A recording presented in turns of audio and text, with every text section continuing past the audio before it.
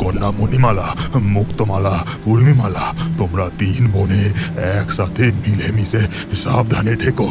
একে অপরের বিপদে সর্বদা ঢাল হয়ে থেকো। আমার মনে হয় সময় ফুরিয়ে এসেছে। মনে রেখো, তোমাদের তিন বোনের মধ্যে যে বিশেষ ক্ষমতা রয়েছে তা দিয়ে সর্বদা সকলের উপকার করার চেষ্টা করো। এই কথা বলেই তাদের পিতা মারা যান। তারা তিন বোন ছিল তিনটি বিশেষ ক্ষমতার অধিকারী। মণিমালা যে কোনো স্থানে নতুন প্রাণের সঞ্চার ঘটাতে পারত। তার হাসিতে সামুদ্রিক প্রবাল ঝলমল করে উঠত এবং তার চোখের জল যেখানেই পড়ত সেখানেই একটি করে উদ্ভিদ জন্ম নিত। মুক্তমালা সময়ের পূর্বেই ভবিষ্যৎ বলে দিতে পারত, আর উর্মিমালা তার চারপাশে ভূত, প্রেত এবং আত্মাদের দেখতে পেত এবং তাদের সাথে কথাও বলতে পারত। একদিন তারা তিন বোন যখন সমুদ্র ভ্রমণে বেরিয়েছিল। কি আমি পূর্বাভাস পাচ্ছি, আর কিছুক্ষণের মধ্যেই এই সমুদ্রে এক প্রবল সুনামি সৃষ্টি হতে চলেছে এবং তাতে আমাদের এই রাজ্য একেবারে লণ্ডভণ্ড হয়ে যাবে। এমনকি অনেক সামুদ্রিক প্রাণী ও জলপরীদেরও মৃত্যু ঘটতে পারে। কি বলছো কি মুক্তমালা? তবে তো আমাদের এই রাজ্যের সবাইকে সাবধান করা উচিত এবং এই রাজ্য ছেড়ে কিছুদিনের জন্য অন্য কোনো স্থানে গিয়ে বসবাস করা উচিত। হ্যাঁ দিদি, তুমি একদম ঠিক কথা বলেছো। তারপর তারা রাজার কাছে গিয়ে আসন্ন বিপদের সব কথা খুলে বলে। কি আমরা আমাদের রাজ্য ছেড়ে চলে যাব? কখনো না। আর তোমাদের এসব আজগুবি কথা আমি বিশ্বাস করি না। এ নিশ্চয়ই তোমাদের কোনো ছলনা। হ্যাঁ, এরা নিশ্চয়ই ষড়যন্ত্র করে আমাদের রাজ্য থেকে তাড়িয়ে নিজেরা রাজ সিংহাসন দখল করার চেষ্টা করছে। তাছাড়া শুনেছি এরা তিন বোন তিন অলৌকিক শক্তির অধিকারী। আমাদের উচিত এদেরকে এক্ষুনি সমুদ্র রাজ্য থেকে বের করে দেওয়া। তারপর সবাই মিলে তাদের তিনজনকে অপমান করে সমুদ্র রাজ্য থেকে বের করে দেয়। তারা তিন বোন কাঁদতে কাঁদতে তাদের রাজ্য থেকে বেরিয়ে বহু পথ অতিক্রম করে এক নদীর ধারে এসে পৌঁছায়। এখন আমরা কি করব দিদি? কোথায় যাব? এই সমুদ্র রাজ্যের তো কেউ আমাদের পছন্দ করে না, সবাই আমাদের ভুল বোঝে। চিন্তা করো না বোন, মায়ের দেওয়া এই জাদুমুক্তের সাহায্যে আজ থেকে আমরা মনুষ্য রূপ ধারণ করে এই স্থলভাগেই থাকব, আর আমাদের এই বিশেষ ক্ষমতা দিয়ে এই স্থলভাগের মানুষদের উপকার করার চেষ্টা করব। তবেই আমাদের বাবা মায়ের আত্মা শান্তি পাবে।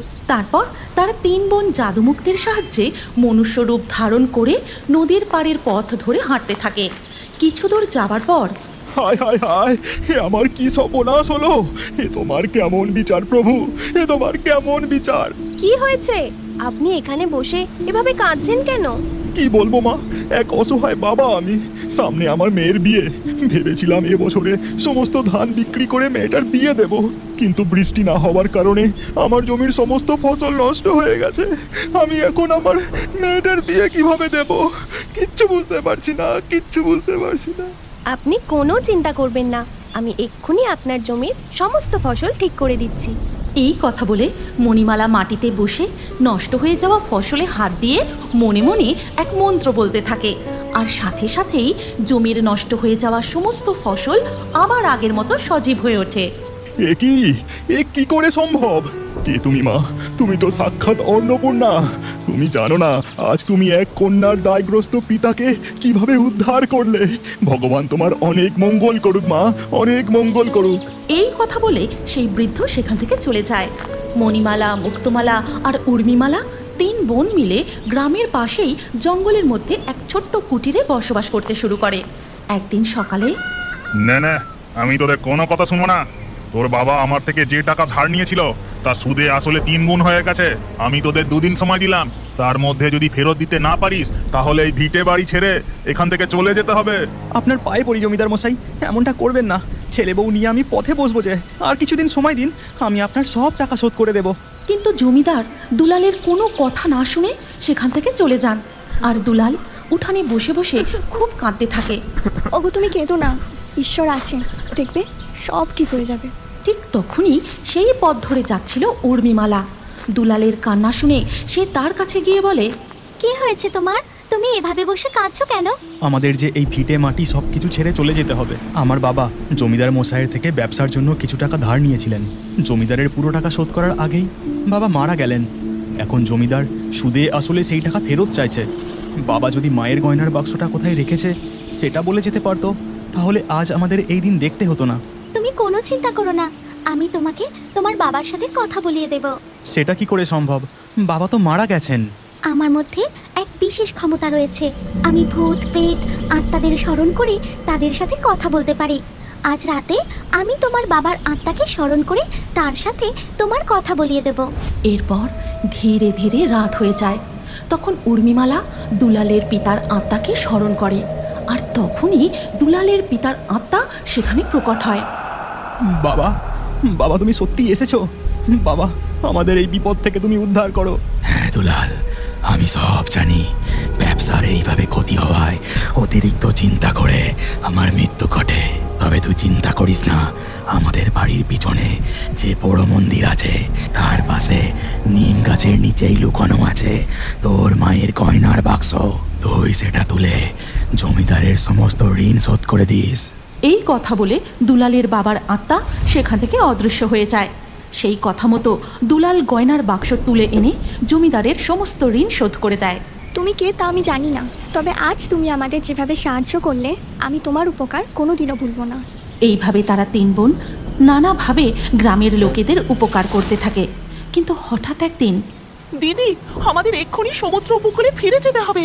আমাদের সমুদ্র রাজ্য যে ভয়ঙ্কর বিপদের মধ্যে রয়েছে। আমরা সেখানে কিভাবে ফিরে যাব? সমুদ্র রাজ্যের কেউ তো আমাদের পছন্দই করে না। তারা আমাদের তাড়িয়ে দিয়েছে।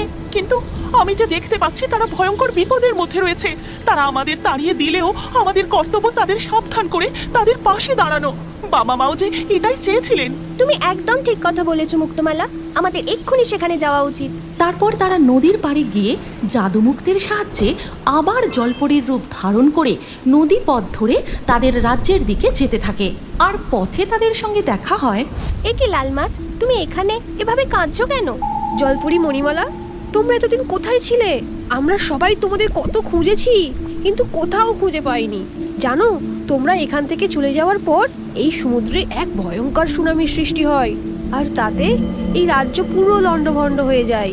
অনেক জলপরি প্রাণ হারায়। আমি তো এটা আগেই বলেছিলাম, সবাইকে সাবধানও করেছিলাম, কিন্তু কেউ আমার কোনো কথা শোনেনি।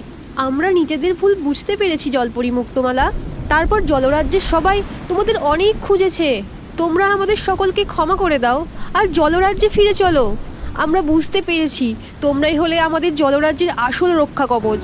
এই কথা বলে লাল মাছ তিন জলপরীকে আবার তাদের রাজ্যে ফিরিয়ে নিয়ে যায়। রাজ্যের সকলেই নিজেদের ভুল বুঝতে পেরে ক্ষমা চেয়ে নেয়। এরপর থেকে সবাই একসাথে মিলেমিশে থাকতে শুরু করে। বেশি দেরি না করে নাগিন জলপরীর একটি ডিম তুলে নিয়ে জলের উপরের দিকে উঠে যায়। তারপর নদীর জল থেকে পাড়ে উঠতেই, গ্রীষ্ম পেরিয়ে বর্ষার মরশুম আসতেই নীল সাগরের গভীর তলদেশের পরিবেশও অতীব সুন্দর ও মনোরম হয়ে উঠেছে। দেখুন স্বামী, বর্ষার মরশুম আসতেই আমাদের নীল সাগরের পরিবেশ কতই না মনোরম হয়ে উঠেছে। জলের স্বচ্ছতা কত বেড়ে গেছে। চারিদিকটা শুধু নীল আর সুন্দর রঙিন রঙিন প্রবালে ভরে উঠেছে। হ্যাঁ, তুমি একদম ঠিক কথা বলেছো জলপরি মণিমালা। প্রতি বর্ষায় আমাদের সাগর রাজ্য স্বর্গরাজ্যর মতোই সুন্দর হয়ে ওঠে। রত্নকুমার, আজ আমি আপনাকে একটা খুশির সংবাদ দিতে চাই। কি সংবাদ? বলো জলপরি মণিমালা, আমার যে এক্ষুনি শুনতে ইচ্ছা করছে। আমি যে ডিম দিতে চলেছি আর আপনি বাবা হতে চলেছেন রত্নকুমার, তাই আমি খুব খুশি। আরে, এ তো দারুণ খুশির খবর। এই প্রথমবার আমাদের সন্তান হতে চলেছে। আমি বাবা হব আর তুমি মা হবে। এই সংবাদ শুনে আমি খুব খুশি। কিন্তু রত্নকুমার। কি কিন্তু মণিমালা? তুমি কি কিছু নিয়ে চিন্তিত? প্রতি বর্ষায় জলপরীরা তাদের ডিম পাড়ার জন্য এই সুন্দর সাগর রাজ্যের নোনা জল ত্যাগ করে মিষ্টি জলের নদীর মধ্যে প্রবেশ করে। তারপর জলপরীরা সেখানেই তাদের ডিম দেয়। কিন্তু নদীতে ডিম দিতে গিয়ে স্থলভাগের জীবের জন্য প্রতি বছরই কোনো না কোনো জলপরীর সাথে বিপদ ঘটেই যায়।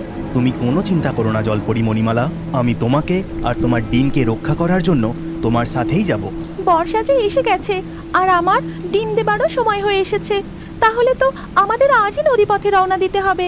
মণিমালা আর রত্নকুমার নীল সাগর পার করে বহুদূর এক নির্জন শান্ত নদীপথে প্রবেশ করলো। তারপর তারা একটি নিরাপদ স্থান দেখে সেখানেই ডিম দেবার সিদ্ধান্ত নিল। কিন্তু এই নদীরই উপরে ছিল এক প্রকাণ্ড গভীর অরণ্য। এই অরণ্যে সচরাচর কোনো জনমানুষ আসে না। তাই জঙ্গলের ভয়ঙ্কর জীবজন্তুরা অবাধেই বসবাস করে। কবে যে এই বর্ষা শেষ হবে কি জানি। বৃষ্টি পড়েই যাচ্ছে তো পড়েই যাচ্ছে। আমার ডিমগুলো ফুটে সবে মাত্র বাচ্চারা জন্মেছে। এত প্রবল বর্ষায় আমার মাটির বাসাটা ভিজে নষ্ট হয়ে যাচ্ছে। আর যদি এই বৃষ্টির কারণে কোনো রকম বন্যা চলে আসে, তাহলে যে আমার সব ছানারা জলে ডুবে মারা যাবে। কি যে করি এখন? তারপরে ইচ্ছাধারী যক্ষিণী নাগিন তার নিজের রূপ বদলে একটি কালো সাপ হয়ে তার মাটির বাসা